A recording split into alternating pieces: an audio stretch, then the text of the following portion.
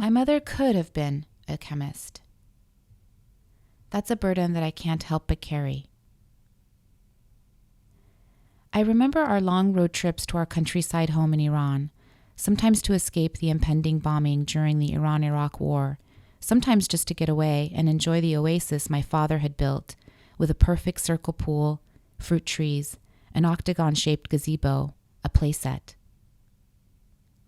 My mother would lean back to hand us a peeled orange, a sandwich she built on her lap. My father distracted us by posing questions that required us to think and respond. Why do you think there are big white and red balls on the electrical lines up above? And later, when we moved to the States, what do you notice about the solar panels on all the call boxes? His intentional questions required observation, analyzing the information. The answers weren't easy to come by.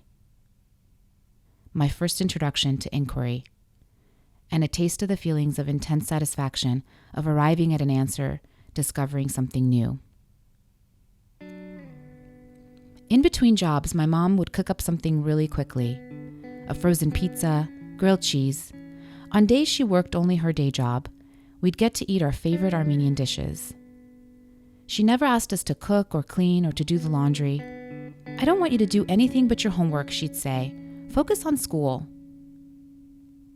You know, my chemistry teacher said I was the best in the class, but girls in Iran couldn't get scholarships to go to college.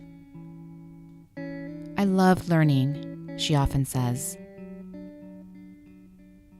And I feel that ache in my chest.